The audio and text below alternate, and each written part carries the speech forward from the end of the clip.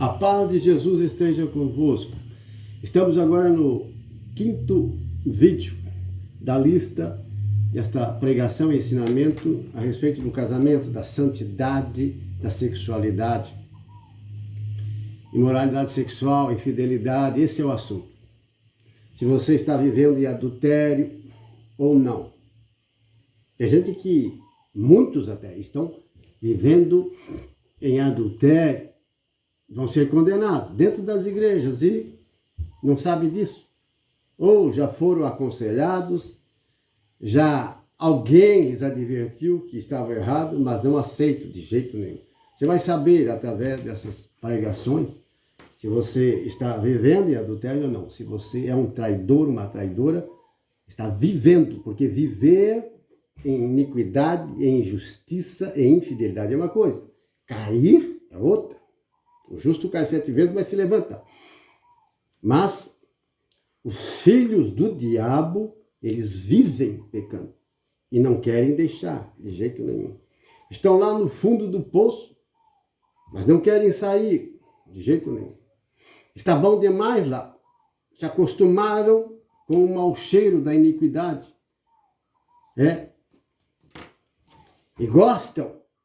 E não querem sair, serão condenados. Mas você vai saber, através desses ensinamentos, se você está vivendo uma espiritualidade, uma vã religião, não que a sua denominação esteja errada ou seja falsa, mas muitos dentro das denominações aonde estão congregando, muitos católicos também, que vão à missa, mas estão vivendo de adultério há muito tempo. Tem pecado de pedofilia lá na casa deles, imoralidade sexual, sim, homossexualismo, tem contaminação com o animal, tem. Estão se contaminando pelas mídias, com pornografia, tem. Tem muito. E nas denominações também, e no mundo, é comum. Mas não deveria ser na igreja. Aqueles que se sentam no banco e participam de uma comunidade. Mas, irmãos e irmãs, nós estamos aqui no capítulo 5 de Mateus e, para continuar, o que Jesus nos ensina e nos alerta sobre o adultério, infidelidade conjugal. Ele diz: se tua mão direita te levar ao pecado, se teu olho direito, se algum dos teus membros te leva ao pecado, é preferível arrancar e lançar fora de ti. Porque senão você será lançado num lago de fogo, será condenado. O dia que você morrer, vai ser um desespero total. Acreditando ou não, se você crer no que estamos falando, no que o próprio Filho de Deus está falando, você é um bem-aventurado, você é a pessoa mais feliz da face da terra.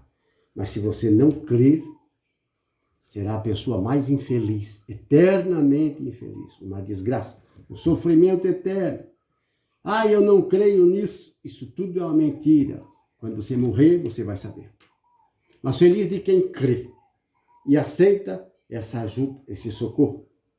É preciso se esforçar, como Jesus falou àquele homem que perguntou: Senhor, são poucos os que se salvam? Ele disse: esforçai-vos em entrar pela porta estreita, porque muitos tentarão e não vão conseguir. Aquele dia o pai de família vai fechar a porta, então começarão a dizer do lado de fora: Senhor, Senhor, batendo, abre a porta. Ele dirá: não vos conheço. Apartai-vos de mim, vós que praticais a iniquidade. Então haverá choro e ranger de dentes. Ele fala em se esforçar. E muitos tentarão e não vão, porque não se esforçam. Você precisa se esforçar. Precisa se sacrificar. As coisas não podem ser tão fácil. As coisas do mundo não são fáceis. E você sacrifica e se esforça para fazer um curso, ganhar mais dinheiro, exige um esforço físico, mental. Muitas coisas nesse mundo exigem. Um atleta, por exemplo, é preciso se esforçar para ser um campeão, para vencer os adversários. Quantos esportes, os atletas, eles impõem a si mesmo uma dura disciplina. Exige muito esforço. É doloroso, é sofrido, para ganhar título, honra e glória humana. Dinheiro, fama. Mas na vida espiritual, no mundo espiritual, em nosso corpo espiritual, nós também precisamos se esforçar. Se esforçar, se sacrificar, resistindo às tentações. Se esforçar numa disciplina espiritual, de oração, estudo da palavra. Não é fácil, é preciso um preparamento, uma preparação física para o corpo físico, uma preparação para o corpo espiritual. Para o corpo espiritual, oração, estudo da palavra de Deus, o jejum. É preparação para você suportar, vencer as adversidades que vão vir. As tentações. É disso que estou falando. Então, disso que Jesus está falando, se esforçar. Se esforçar para que você possa conseguir entrar por essa porta. Senão, não vai conseguir, como a maioria. Ele diz no versículo 31, só para completar, então, é doloroso perder um dos membros, ter que arrancar fora, porque é preferível você perder uma mão, um pé, um olho, alguma parte do membro. É doloroso demais, é terrível. Mas para não pecar, não cometer a iniquidade, não ser infiel, do que você ter um corpo bonito, ser perfeito e ser lançado no inferno, em prisões do outro lado, um sofrimento terrível. Disso que Jesus está alertando. Tenha fé. Essa é a palavra da verdade. Versículo 31. Foi também dito, todo aquele que rejeitar sua mulher, dê-lhe uma carta de divórcio. Capítulo 5 de Mateus, agora versículo 32. Eu, porém, vos digo, todo aquele que rejeita sua mulher, a faz tornar-se adúltera, a não ser que se trate de matrimônio falso. Em outra tradução, a não ser que se trate de adultério. Em outra tradução, está escrito assim, a não ser que seja uma união ilícita. Em outra tradução, está escrito assim, a não ser que seja em caso de prostituição. Em outra tradução, do qual não está escrito aqui, mas é comum, quando a mulher ou o marido é mau, está maltratando os filhos, está maltratando a esposa, está batendo, é brabo demais, é beberrão, não tem mais convivência. Então, nesse caso, é obrigada a separar, é um dever separar. Está vivendo um drama terrível. E as crianças, quando tem filhos? É cachaceiro,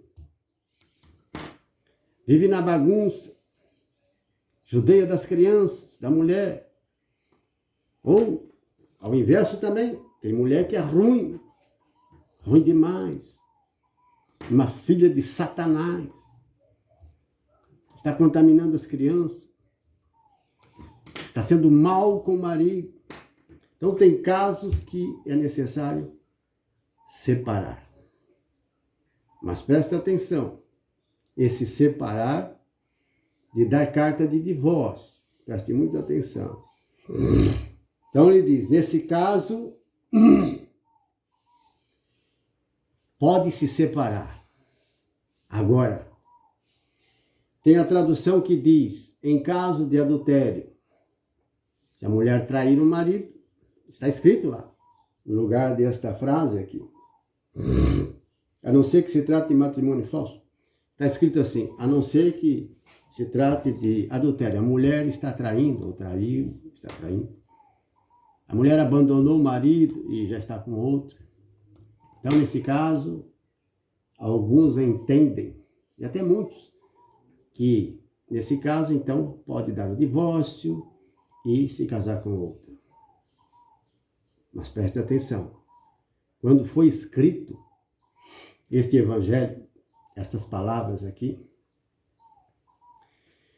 se uma mulher traísse o marido, ou o abandonasse, estivesse vivendo com outro homem, que já seria um adultério, ela seria morta. Naquele tempo, quando foi escrito essa palavra, era assim que procedia. Então, o marido ficava viúvo. Então, como ele ficava viúvo, ele poderia se casar. Não haveria necessidade de dar documento de divórcio, porque não se dava documento de divórcio para uma mulher que estava traindo ou que traiu. Era pena de morte. Então, está descartado essa tradução, que tem aí em muitas Bíblias. Então, as pessoas leem o pastor, principalmente os pastores de igreja, eles leem em caso de adultério, de traição, né, da sua mulher, então você pode dar o divórcio e casar. Não, de jeito nenhum. Separar, sim, não é possível. O homem ou a mulher conviver com um outro que está traindo, não é possível. É um mal até para os filhos. Há necessidade de separar. Mas ele não está dizendo que nesse caso, se for adultério, você deve dar. Não, eles matavam os adúlteros. Então está descartado essa tradução. Essa tradução está errada. Agora tem essa de casamento falso ou união ilícita. Então, lá no livro de Levíticos, capítulo 18, que fala sobre o casamento, santidade no casamento, capítulo 20, do versículo 10 ao 23, e no capítulo 18 de Levíticos, fala sobre o casamento, as uniões ilícitas. Ali fala também casamento ilícito, isto é, casamento entre parentes. Está no livro do Levíticos. Você precisa lá e ver. Então, para nós serve, hoje serve. Essa lei, sim. Essa lei não foi abrogada. Está dentro do mandamento amarás o teu próximo como a ti mesmo, da moralidade e da ética. Está dentro do amor comportamental, do caráter. Então, não foi descartado. Levíticos, quando fala a respeito desse assunto, da sexualidade do casamento, que lá ele era proibido, era casamento ilícito, era uma união ilícita, por exemplo, a filha casar com o pai casar com a neta, descobrir a nudez, não só espiar, ou ver a filha nua ou a neta, mas se prostituir com elas é crime, era crime. Era, e no cristianismo também é.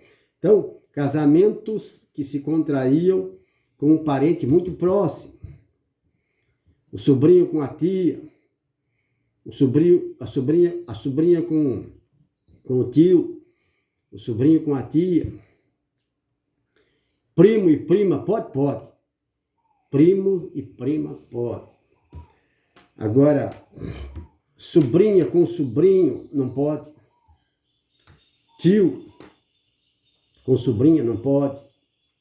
Então lá tem uma lista, em Levítico 18, sobre esse assunto de casamento, união ilícita. Casamento ilícito, casamento falso, prostituição na família, crime grave, imoralidade sexual, proibido dentro do casamento.